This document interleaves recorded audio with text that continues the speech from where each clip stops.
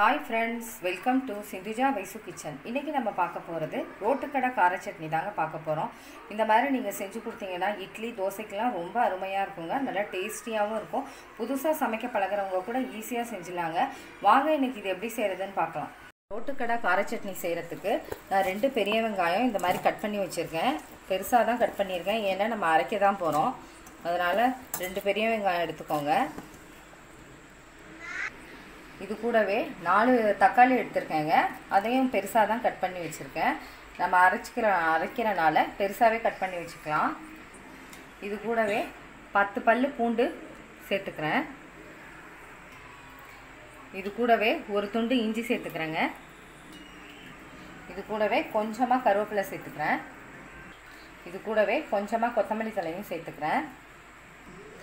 இது கூடவே இந்த அளவு புளி சேர்த்துக்கிறேன். இது கூடவே 6 வரமிளகாய் சேர்த்துக்கிறேங்க. இது கூடவே 2 பச்சை மிளகாய் சேர்த்துக்கிறேங்க. இந்த பச்சை மிளகாய் வந்து நல்லா ஃப்ளேவருக்காக நான் சேர்த்துக்கிறேன். நல்லா இருக்கும். காரத்துக்கு ஏற்ப நீங்கள் சேர்த்துக்கோங்க.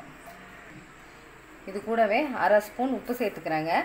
இப்போ இதை வந்து நான் அரைச்சிட்டு உங்களுக்கு காமிக்கிறேன். ரொம்ப நைஸாகவும் அரைச்சிடக்கூடாது, பேஸ்ட் மாதிரி அரைக்கக்கூடாது, கொஞ்சம் கொரகொரப்பாக அரைச்சிக்கோங்க. இப்போ நான் அரைச்சிட்டு உங்களுக்கு காமிக்கிறேன். இப்போ அரைச்சாச்சுங்க. இந்த அளவு கொரகொரப்பாக அரைச்சிக்கோங்க. ரொம்ப ஃபைன் பேஸ்ட்டாக அரைக்க வேண்டாம். இப்போ வந்து நம்ம தாளிச்சிக்கலாம். இப்போ கடாயில் நல்லெண்ணெய் சேர்த்துக்கிறேங்க. நல்லெண்ணெய் கொஞ்சம் அதிகமாகவே சேர்த்துக்கோங்க. நான் 1 கரண்டி நல்லெண்ணெய் சேர்த்துக்கிறேன். இப்போ இது கூட கொஞ்சமாக கடுகு சேர்த்துக்கிறேங்க. கடுகு பொரியட்டும். கடுகு பொரிஞ்சாச்சுங்க. இது கூட 1/2 ஸ்பூன் உளுந்து சேர்த்துக்கிறேன். உளுந்து சேர்த்திங்கன்னா நல்லா வாசனையாக இருக்கும். கொஞ்சம் பொன்னிறமாக வரட்டும். இது கூடவே 2 வரமிளகாய் கிள்ளி வச்சுருக்கேன், அதையும் சேர்த்துக்கிறேன். இது கூடவே 1/2 ஸ்பூன் மிளகாய் தூள் சேர்த்துக்கிறேங்க. மிளகாய் தூள் சேர்த்த உடனே அந்த சட்னியை இதில் சேர்த்துருங்க. அப்போ தான் வந்து மிளகாய் தூள் கருகாமல் இருக்கும், இல்லாட்டி கரிஞ்சிரும். இப்போ இதை நல்லா கலந்து விடுங்க. கொஞ்ச நேரம் நல்லா கொதிக்கணுங்க. இது கூடவே கொஞ்சமாக கருவேப்பிலை சேர்த்துக்கிறேன். இதையும் நல்லா கலந்து விட்டுருங்க. இது கூடவே கொஞ்சமாக கொத்தமல்லி தழையும் சேர்த்துக்கிறேன். நல்லா வாசனையாக இருக்கும். இப்போ நல்லா கலந்து விட்டுட்டு கொஞ்சம் நேரம் கொதிக்கட்டும். நல்லா கொதித்து எண்ணெய் பிரிஞ்சு வரணும், அது வரைக்கும் இருக்கட்டும். இப்போ நல்லா கொதிக்க ஆரம்பிச்சிருச்சுங்க.